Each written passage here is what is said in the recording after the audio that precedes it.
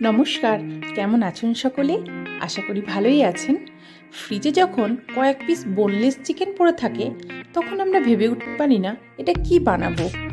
সেই জন্য আজকে আমি একটা এমন রেসিপি নিয়ে এসেছি যেটাতে খাটনিও কম, হাত মুখে লেগে থাকার মতো। তো চলুন বানানো শুরু করি।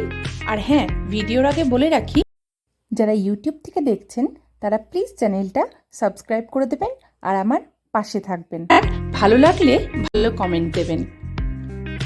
প্রথমেই বলে রাখি, বোনলেস চিকেনের যে রেসিপিটা বানাবো সেই জন্য আপনাকে একটা স্টিলের টিফিন বক্স নিতে হবে, কারণ এটা পুরোটাই ভাপায় তৈরি হবে। এবার বোনলেস চিকেনগুলোকে ছোটো ছোটো করে কেটে নিয়েছি। এর উপরে দিয়ে দিলাম 2 টেবিল স্পুন ফ্যাটানো টক দই। টক দইটা খুব ভালোভাবে মিশে গেছে। দইটা খুব ভালোভাবে মাখানো হয়ে গেলে প্রথমে একটা মিক্সিং জার নেব। তার মধ্যে 5 থেকে 6টা কাজু, স্বাদ মতো ঝাল, আর হাফ টিস্পুন নেব কালো সর্ষে, 1 টিস্পুন নেব পোস্ত। এবার কিছুটা জল অ্যাড করে দেব। এটাকে ব্লেন্ড করতে যতটুকু জল লাগবে ঠিক ততটুকুই। ব্লেন্ড করে নিয়ে সেই চিকেনটা দই মাখিয়ে রেখেছিলাম সেটার মধ্যে দিয়ে দেব। দিয়ে এই যে ব্যাটারটা, এটাও খুব ভালোভাবে চিকেনের মধ্যে মিশিয়ে নেব। দেখুন চিকেনের মধ্যে খুব ভালোভাবে মিশে গেছে। এইবার আমি যেহেতু দই ব্যবহার করেছি সেই জন্য হাফ টিস্পুনেরও কম দেব চিনি, আর খুব অল্প সামান্য পরিমাণ দেব হলুদ। হলুদটা খুব বেশি ব্যবহার করা যাবে না, তাহলে কালারটা ঠিক মতো আসবে না। আর মনে রাখতে হবে, ম্যারিনেশনের সময় আমরা কোনো লবণ ব্যবহার করব না। ম্যারিনেশনের জন্য রেখে দিলাম আধ ঘন্টা মতো। এবার একটা কড়াই নিলাম। কড়াইয়ের তেলটা খুব ভালোভাবে গরম হয়ে গেলে একটা বড় সাইজের পেঁয়াজকে লম্বা করে কুচি করে নিয়েছি, সেটা তেলের মধ্যে দিয়ে দিলাম। দিয়ে খুব ভালোভাবে পেঁয়াজটাকে ভেজে নেব। পেঁয়াজটা যতক্ষণ একদম ব্রাউন না হয়ে যাচ্ছে, ব্রাউন হয়ে এলে পেঁয়াজের উপর দিয়ে দেব 1 টেবিল স্পুন আদা আর রসুনের পেস্ট দিয়েও আবার খুব ভালোভাবে মশলাটাকে কষে নেব। আদা আর রসুনের কাঁচা গন্ধটা যতক্ষণ না চলে যাবে ততক্ষণ কষতে থাকবো।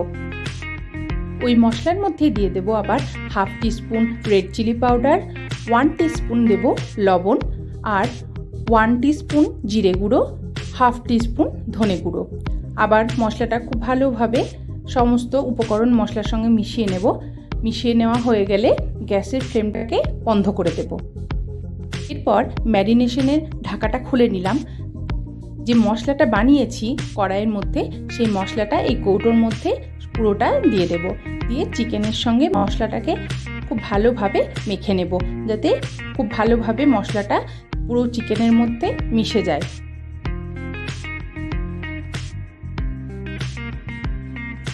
সমস্ত মশলাটা চিকেনের মধ্যে খুব ভালোভাবে মাখিয়ে নিয়েছি।